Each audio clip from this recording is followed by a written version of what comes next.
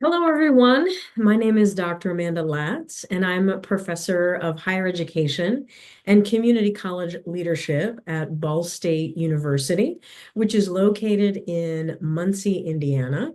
At Ball State, I am also the director of our Student Affairs Administration and Higher Ed Master's Program. The purpose of this video is to share program information with you as a prospective student. So I hope you continue watching.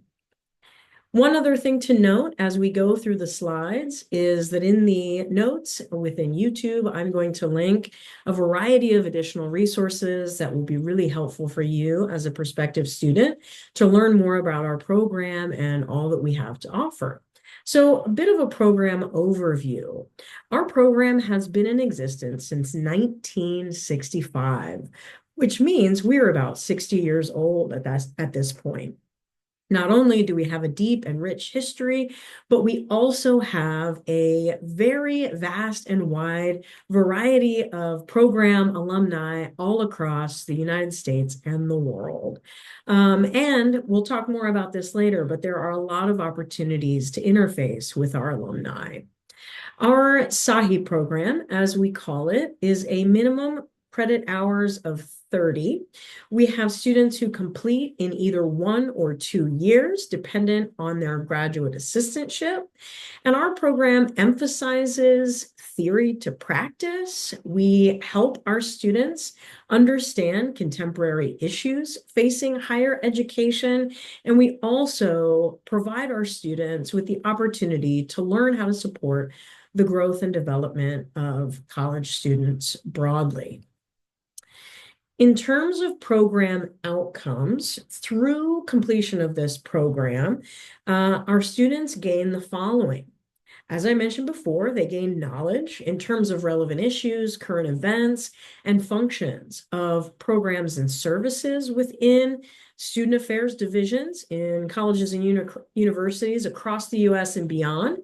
They gain an awareness and an ability to apply college student development theory to their practice and to support the students with whom they are working. They also gain an understanding of organizational leadership and, as I mentioned before, contemporary issues in higher education. We also, in our emphasis of theory to practice, have a lot of hands-on or experiential learning opportunities for our students. So our students learn how to apply what they are learning in the classroom to their assistantship and practicum hands-on learning experiences, which I'll talk more about in a bit. So how do we do this? How do we meet our goals? How do we enable students to gain the things that I mentioned on the previous slide? Well, we do this by ensuring that our students are engaging in classroom and experiential learning. So our students engage in coursework. Depending on how quickly they're progressing through the program at any given time, our students during the academic year are enrolled in 3 or 4 courses. And that equates to 9 to 12 credit hours per semester. We're going to go over the details of the curriculum in just a moment, but as I mentioned before, our students will take a minimum of 10 courses, and we'll be able to see that in just a moment. In addition, all of our students are required to have a full-time on-campus graduate assistantship in either the Division of Student Affairs here at Ball State University or in adjacent unit or division or area. We have approximately 30 assistantship areas available in a wide variety of functional areas. This includes housing, career center, disability services, and so on. Like I mentioned before, we also require that in addition to the assistantship, our students engage in at least one practicum as a required course throughout their time in our program. I typically advise students to solidify and take part in a practicum that's different to their graduate assistantship, meaning if they have an assistantship, let's say in admissions, I would encourage students to do a practicum outside of the area of admissions such that upon graduation, they have legitimately been able to articulate two um, experiential learning opportunities on their resume to be able to show to prospective employers that they have that work experience on hand upon completion. For our students who are on the 2-year track, and what that means is they start in the fall of year one, and by the end of year one, in the interceding summer between years 1 and 2, many of our students opt into doing summer internships. And a lot of our professional organizations, particularly those related to housing and residence life, and those related to summer orientation, will hire student interns at the graduate level to come onto campus and work on that different campus location for the summer, sometimes for pay, sometimes for room and board. But it is a terrific opportunity for our students to learn a different college or university environment and how those institutions deal with variety of activities that take place in the summertime on a college and university campus, whether that's camps, conferences, summer orientation, the list goes on. But our students, again, I can't emphasize enough, our students are encouraged to engage in a lot of experiential learning during their time in the SAAHE program. We also have two graduate certificates that may be of interest to students in our SAAHE program. We have a graduate level certificate in community college leadership, and we have a graduate level certificate in college and university teaching, both of which are accessible to our students. The graduate certificate in community college leadership can be accomplished without taking additional courses. The graduate certificate in college and university teaching does oftentimes require some additional coursework.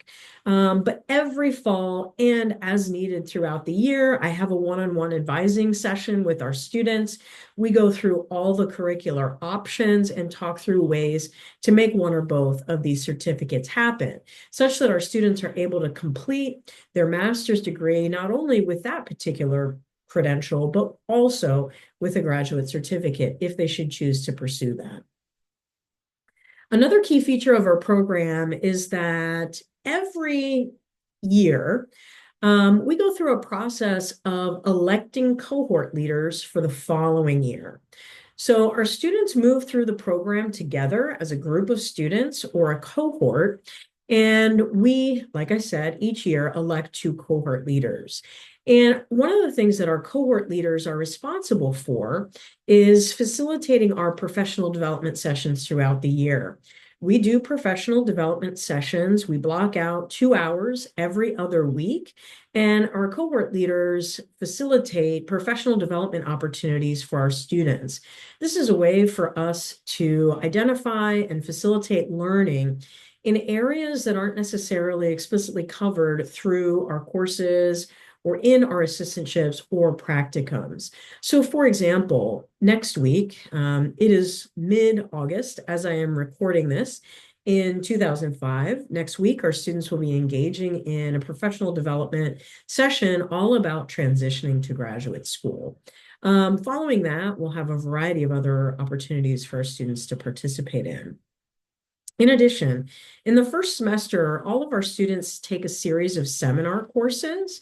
These courses are taught by doctoral prepared full-time professionals across campus. This particular semester, we're offering a seminar in Learning Center Administration in Higher Education, Disability Services, Student Success, and the Registrar.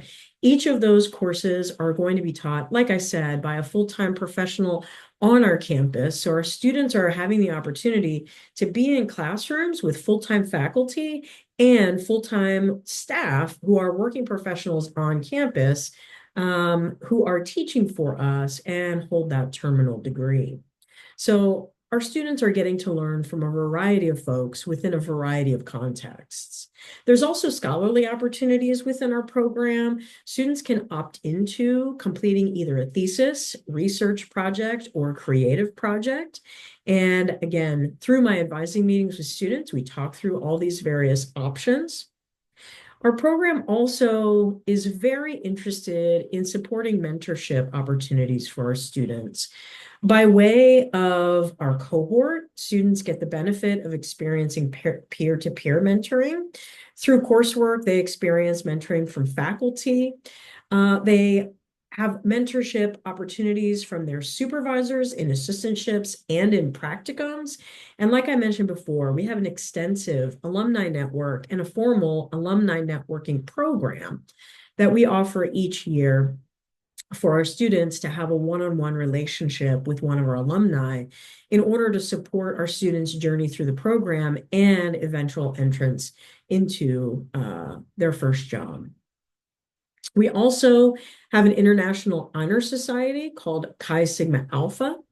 And finally, our program benefits from a strong partnership with the Division of Student Affairs on our campus. Our academic program, excuse me, is housed in the Department of Educational Leadership within Teachers College at Ball State University, but we cannot orchestrate our program in the way that we do without a strong partnership with the Division of Student Affairs and our interleaf process of admissions, where when we admit a student, we not only admit them to our program, but we also place them in a graduate assistantship through a very intentional and intricate process. So here is a look at our academic program requirements. You can also find this information in our graduate catalog. So you'll see at the top, we have curricular blocks. Our core curriculum is comprised of 18 credit hours, and we have a variety of courses in that core block. Everything from Introduction to Student Affairs, to college student development theory, to thinking about the contemporary college student, to the seminars that I mentioned, to the practicum, and finally to our principles and practices course. We also have some directed electives. You can see that list there, in addition to a research requirement and some additional elective courses that our students can fill out to build that 30 credit hour or more program plan.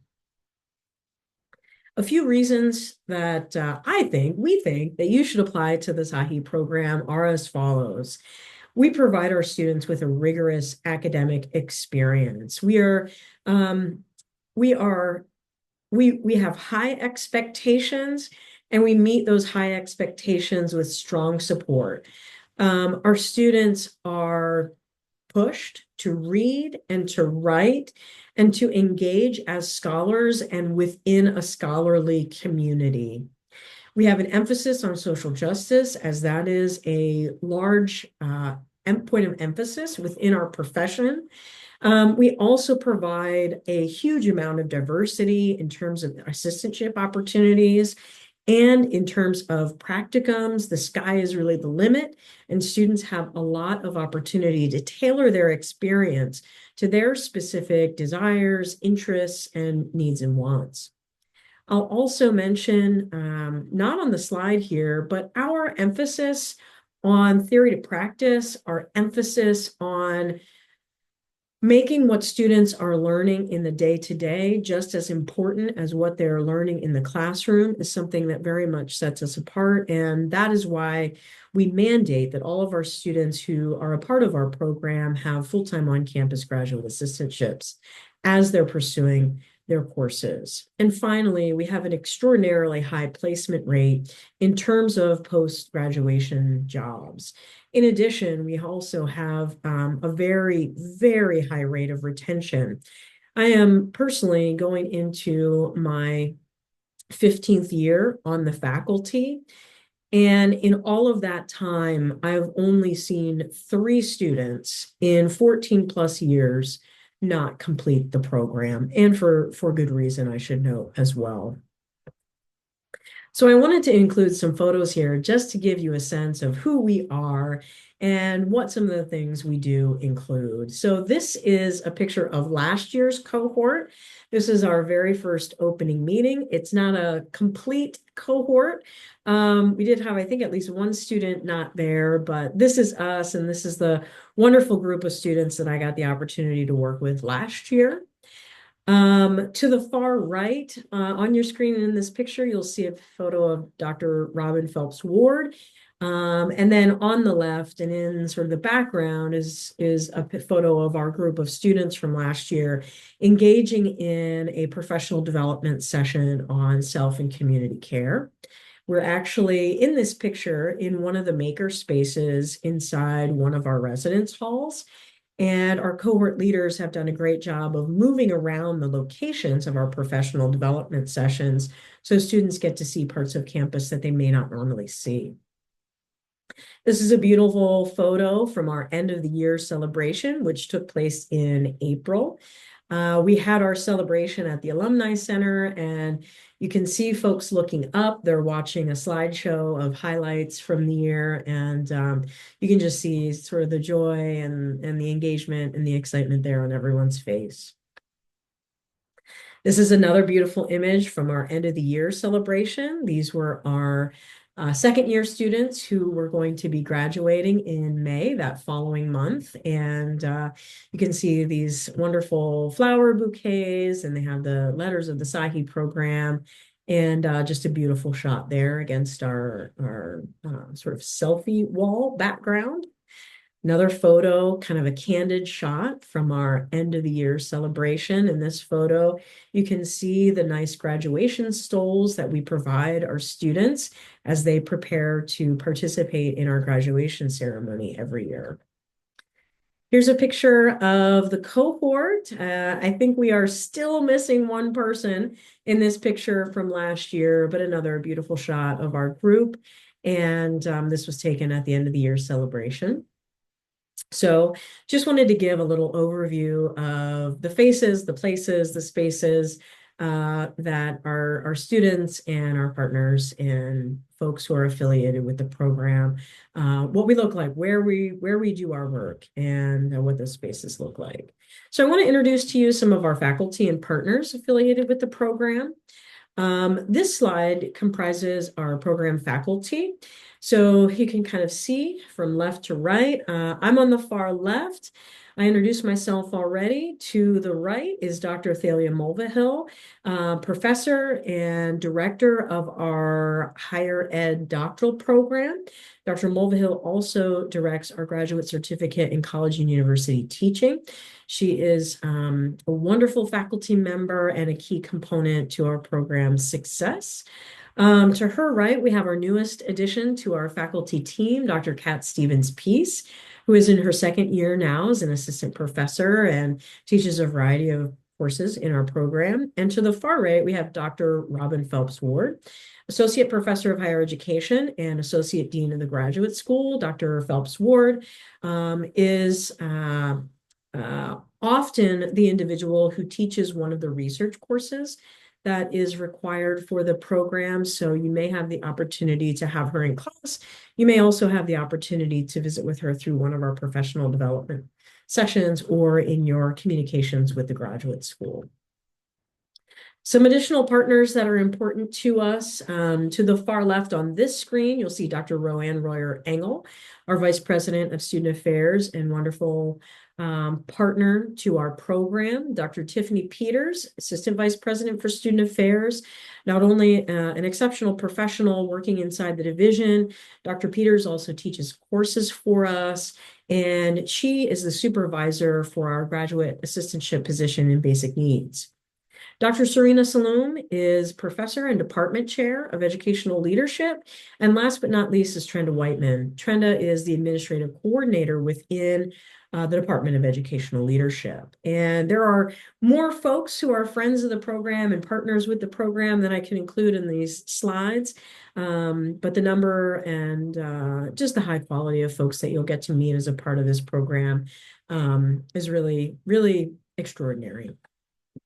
So let's talk about next steps. Let's say that you're interested in the SAAHE program and want to learn more. You can certainly review our program website, which is online, and I'll also put in the video notes below. You can also check out our Instagram account. I will include a link to that as well.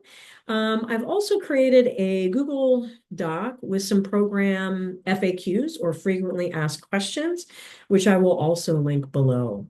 So I would encourage you at the time of this recording, it is August of 2025, and our application for the fall of 2026 has not even opened yet. So if you're watching this in the fall semester, you are early, the fall of 2025, you are early and you are on the ball. And I would encourage you to learn as much as you can about our program in the variety of ways that I've listed here. You can also reach out to me. I'm going to put my email address in one of the final slides. But I would encourage you to learn as much as you can. And in addition, if you're looking at a variety of programs, look at those programs, those other programs that you might be interested in as well. Another thing to note about next steps is that we only admit students in the fall semester. So we do not admit students in the spring or summer terms like some other programs might. So again, our admission cycle is always for the following or for the coming fall semester. So for fall of 2026, our priority application deadline is January 24th. And the application process is kind of a two-step process. You apply to the graduate school, and then you apply to our program specifically. What is required is that you have a minimum of a 2.75 undergraduate GPA. You must have also ready to upload your resume or CV. On that resume, be sure to emphasize any student affairs related experience that you have, either your student involvements, things you were involved in, were active with as an undergrad, or perhaps you have some professional or working experience within a student affairs area. We really are interested in students who have a strong academic performance background, but also students who understand and who have either been involved with or have worked in student affairs already, even at the undergraduate level, to be sure. We require two short essays, and that information is available. The contents, the prompts for those essays are available online. We also will need to have your transcripts, your official transcripts, from your undergraduate institution. And if you are an international student, you will also have to have a transcript evaluation, and I'll link to information from our international services below this video as well. Two things that you do not need include GRE scores or any letters of recommendations. I certainly would recommend that you put some references at the end or as part of your resume, but we don't require any letters. We also host each spring or each February what we call Interview Day, which is an opportunity for us to interview you and for you to interview us to find out whether our program is one that you would like to say yes to, if an offer should come, and for us to find out if we would like to extend that offer based on your application materials and your performance during interview day and engaging with us. Interview day will take place on February 21st. That's a Saturday in 2026. We will have in-person and virtual attendance options available. We highly encourage anyone who can travel to campus and be here in person to come, because that is where we think we shine best. We would love to meet you and have an embodied experience and show you all that our people and our campus has to offer. But if that is not possible for you, we also have a Zoom option or a virtual option available. Details for that come much later. During interview day, you have at least 2 interviews, likely more. You will interview with at least, well, you will have a faculty interview, and then you will have the opportunity to interview with a handful of assistantship supervisors. During interview day, we're trying to understand whether folks would succeed and do well in our courses and within our given assistantship. So those interview processes are really important.